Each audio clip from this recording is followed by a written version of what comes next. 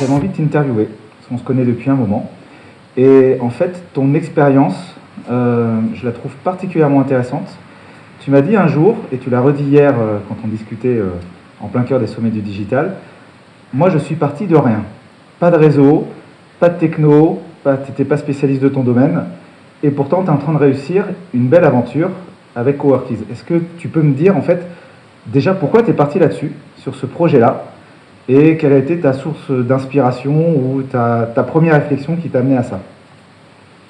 Alors, pourquoi je suis partie sur ce domaine-là et j'ai pris le risque de monter une start-up, effectivement sans techno, sans argent, en partant du départ, c'est parce que j'étais convaincue qu'il y avait un vrai besoin pour l'avoir expérimenté moi-même en entreprise. Je faisais beaucoup de recrutement et de management transversal. Je faisais souvent appel à des ressources externes que j'avais beaucoup de mal à identifier d'une part et à manager d'autre part, puisque ce sont souvent des personnes qui ne travaillent pas forcément dans vos locaux.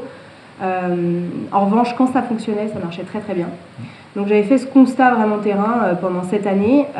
Et puis quand j'ai quitté mon emploi, j'ai repris des formations et là j'ai rencontré beaucoup d'indépendants, en tout cas des personnes qui étaient en train de se lancer en tant qu'indépendants.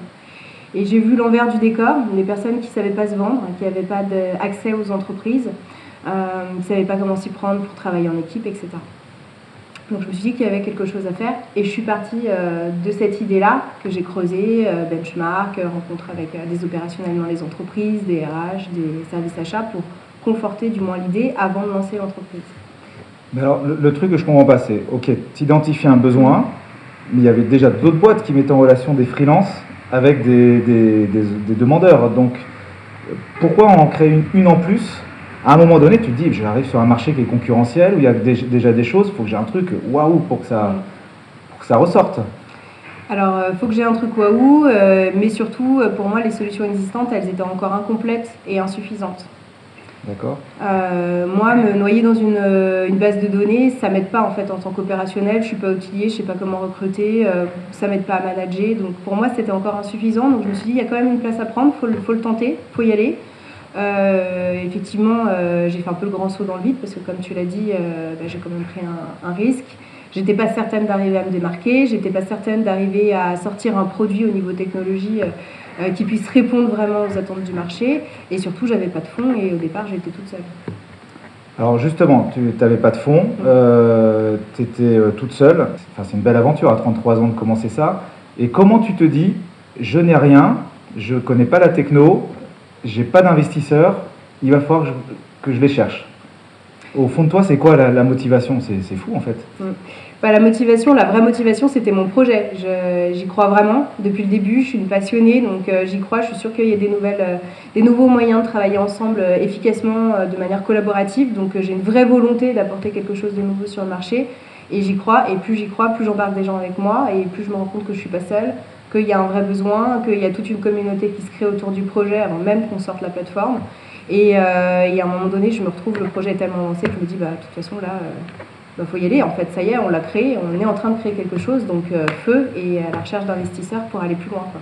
D'accord, donc en fait, c'est super intéressant parce que tu es en train de me dire, j'avais pas encore la solution, mais en parlant, en donnant du sens à mon projet, en parlant du besoin et des enjeux qu'il y a derrière, en fait, tu as commencé à fédérer, tu as donné envie à des gens, et en fait, l'envie des autres, toi, tu as alimenté en énergie, et en fait, tu t'es retrouvé dans un cercle vertueux qui t'a amené, du coup, à trouver des investisseurs, à embaucher pour développer la solution.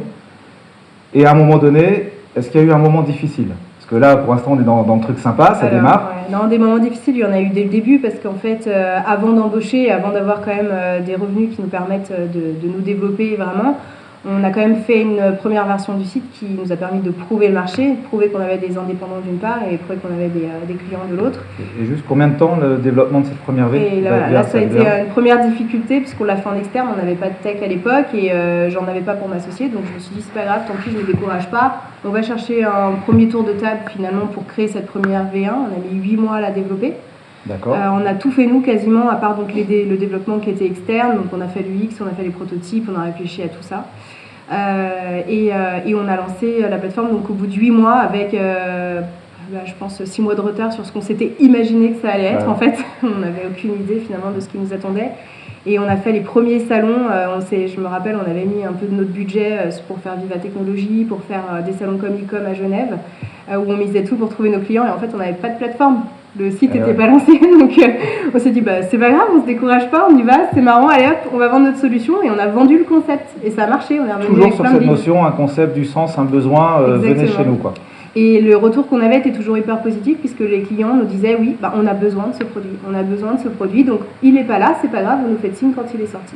D'accord. Donc c'est comme ça Ça continue à t'alimenter d'énergie positive. Exactement. D'accord. Et ils étaient au rendez-vous quand on a lancé la plateforme. D'accord.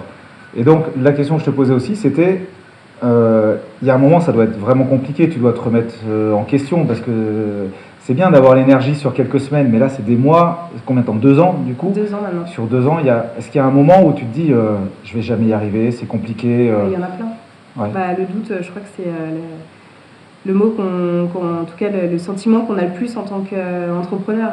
Des moments difficiles, clairement là on vient d'avoir une année difficile, on a lancé la plateforme il y a 1 an. En 1 an il fallait qu'on accélère suffisamment pour pouvoir montrer qu'il y a un vrai concept, qu'on tient quelque chose, et en parallèle il fallait lever des fonds. Parce qu'on savait qu'on ne serait pas rentable au bout d'1 an, donc forcément si on veut perdurer au bout de cette année, il faut lever des fonds, donc il faut aller chercher des investisseurs en même temps qu'on doit être sur le terrain.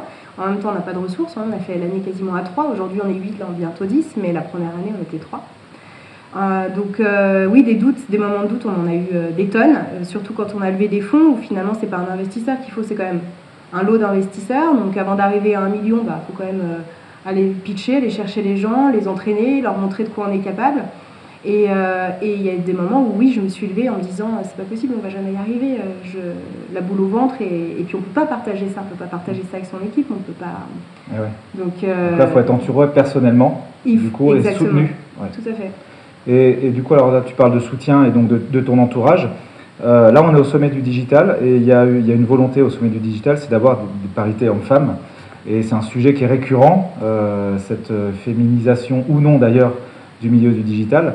Il y a les Digital Ladies, il y a les femmes du digital, il y a des organisations comme ça qui poussent les valeurs féminines, et c'est très très bien. Est-ce que toi, le fait d'être une femme, c'est un atout, c'est une faiblesse, c'est pareil, tu le vis comment?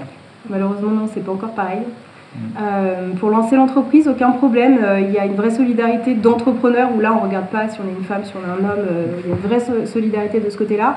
En revanche, dès qu'on a dû aller chercher des investisseurs, je me suis heurtée finalement à des personnes qui sont encore restées, et c'est un peu triste, dans les années 80, ce sont les personnes qui ont le pouvoir aujourd'hui d'investir dans les entreprises, et qui bien souvent me regardaient en se demandant où était mon patron. Je l'ai ressenti, je me suis dit qu'il fallait qu'on change ça. Après, je suis quelqu'un de très positif, donc je me dis que les réussites d'aujourd'hui, elles incluent beaucoup des femmes, et que demain on aura plus de femmes aussi dans les investisseurs, et que ça va changer le rapport à l'argent. Aujourd'hui, la finance, c'est encore un milieu qui est plutôt réservé aux hommes. Donc oui, je l'ai ressenti de ce côté-là.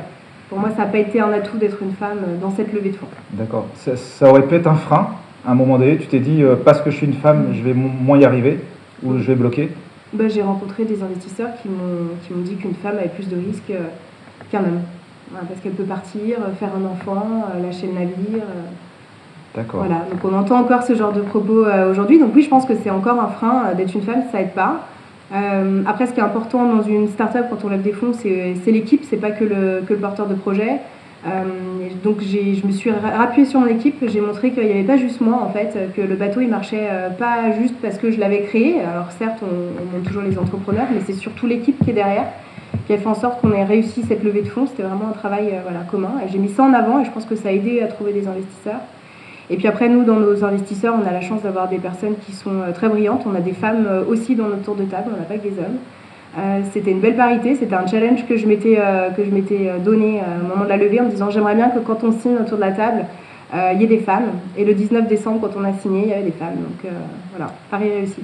Super. Je te remercie pour cette expérience qui est super enrichissante. Moi, j'en retiens plein de choses. Déjà que le concept, le besoin et le sens des choses est plus important que l'outil en lui-même. C'est peut-être bateau de le dire, mais t'en es la preuve.